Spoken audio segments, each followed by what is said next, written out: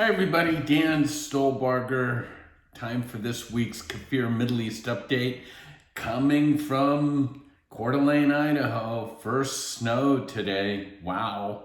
Okay, so this is the week of November 12th. Make sure you grab the PDF PowerPoint that accompanies this, because this is a short YouTube. There's a lot more information in the PowerPoint.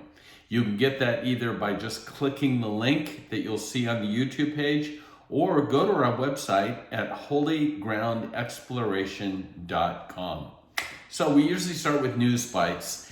The cauldron continues to bubble, threats going back and forth. The commander of the Islamic Revolutionary Guard Corps Aerospace Force, Brigadier General Amir Ali Hajidia, I hope I got that right, statement: the Zionists may be able to start a battle, but it is the Islamic Republic that will end it with the termination, annihilation of the Zionist regime. So all the war games that are going on, all the chatter that's going back and forth, we're just ratcheting up to these statements that are being made. Israel, well, unfortunately, another COVID conversation. Health officials in Israel decided, with the discussion about children being vaccinated, keep in mind everything else has been out in the open, national news, they're closing the door, citing concerns that the decision makers would not be able to speak freely due to the growing anti-vax rhetoric by members of the public. Ages 5 through 12, nothing official yet, but this is what's transpiring. And then last of our news bites, 4 shocks of Ezekiel 38 and 39. You know, when we think about this Gog-Magog invasion, the 3 primary principles are now becoming more and more aligned. We have Iran, obviously. We have Russia, yep. And now that third party that has been sort of in between is rapidly connecting themselves to these other two, and that is Turkey. They're drifting further and further into the Russian orbit. Okay, our regular articles this week, just as I mentioned the war games, the navies of Israel, the United States, now think Abrahamic Accords, the United Arab Emirates, the Bahrain, they launched a joint exercise in the Red Sea this week. The American spokesman for the military said, in an apparent threat to share of their shared adversary, Iran. It's like knocking on the door saying, are you watching this? You know, we know you are. We are preparing. And so there's the photo here of the war games in slide number 4. Hamas, back to Israel. We'll be talking a little bit both about the possibilities for peace partners.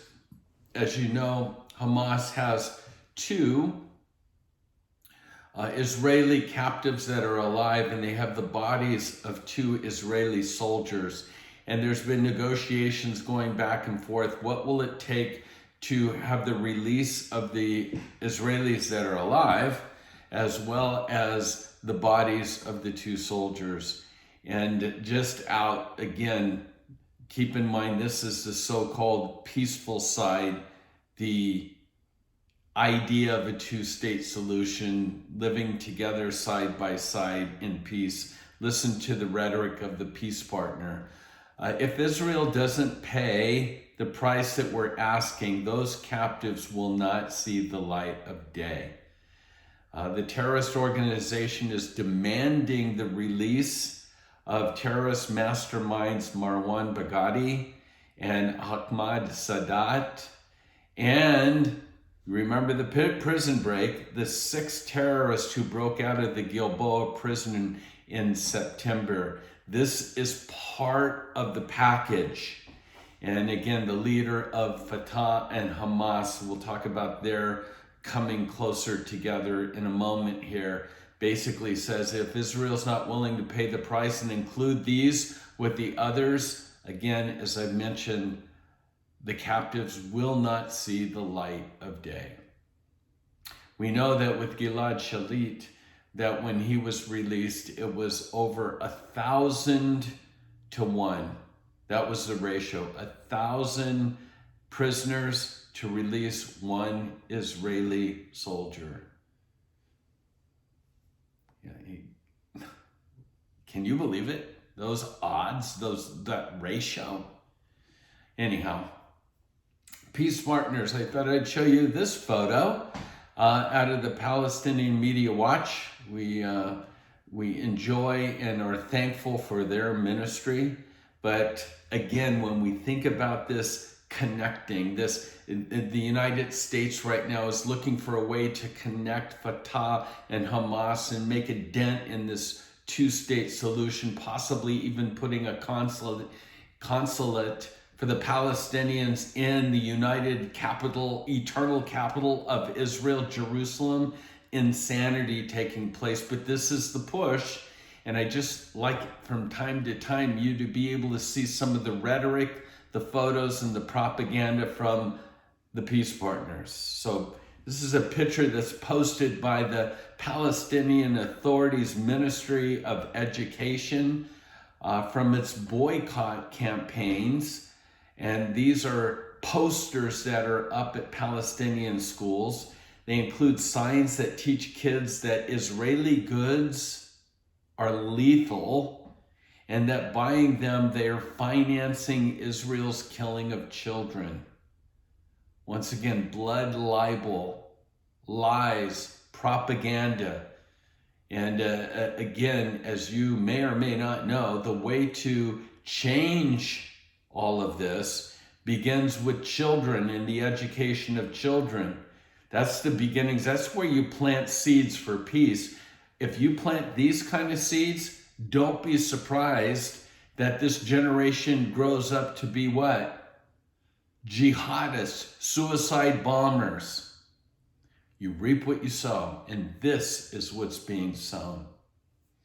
Other news, as I mentioned, the United States, the Biden administration is reportedly spearheading efforts to create a Palestinian Unity Government that would include the U.S. designated terrorist group, let that sink in, Hamas, in addition to members of Fatah, the ruling faction of the Palestinian Authority, and along with independent economical professionals. According to local media, Washington seeks to end the rift between the West Bank-based Palestinian Authority and Hamas, which rules the Gaza Strip.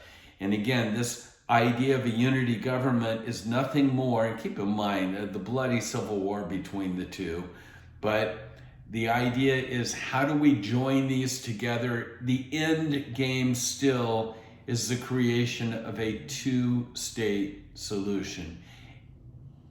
Impossible. I don't know what other word to use, but this is impossible. But I think it's going to be the seeds that are planted to continue the rise of anti-Semitism, especially on our college campuses of this day. A couple things before we leave. Just a warning, a wanted poster or whatever, a beware poster. Here's the gang known as the Squad. American Congress. Some of these are making their way over to Israel to what? Visit who? For means of peace. Don't kid yourself. Enemies, terrorists, supporters. Talib, Omar, Bowman, AOC, Cori Bush. I just think we need to be aware. And did you know, and again, this is a railing, it's Veterans Day here today. And so for those Americans that are watching this, I thought this would be of note for you. Did you know, one last point to consider for some perspective on where your American dollars are going? Should a member of the U.S. Armed Forces die on active duty, the surviving family members receive a death gratuity of $100,000.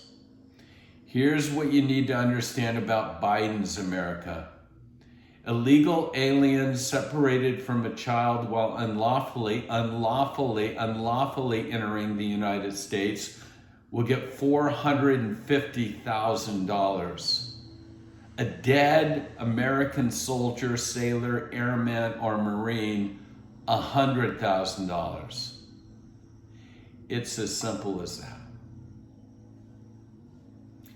I want to express my gratitude and thanks for all members of our service. Jesus said, greater love has no man than this, than he laid down his life for his friends. That's how I look at our servicemen. Greater love has no man than the sacrifices they've made for our freedoms. Thank you, veterans. And then my last parting shot simply is, let's go. You can read this article on your own. We're going back to Israel, hopefully in March. If you're interested, let us know. We'll give you the information. Go to our website, holygroundexplorations.com. This is an article from Joel Rosenberg. He's interviewing the governor of Arkansas, and the message, the heart of all of this is, what are you hearing about the prospect for expanded tourism in Israel? And should I make my plans to make my lifelong dream trip to Israel next year, 2022? And the governor of Arkansas, who's in Israel right now, responds by saying, coming to Israel ought to be on everybody's schedule. We're traveling here as we're coming out of the pandemic, but we still had, as you know, testing requirements to enter the country. But as time goes on, I expect those requirements to be relaxed even more. So the answer is yes, you can come now.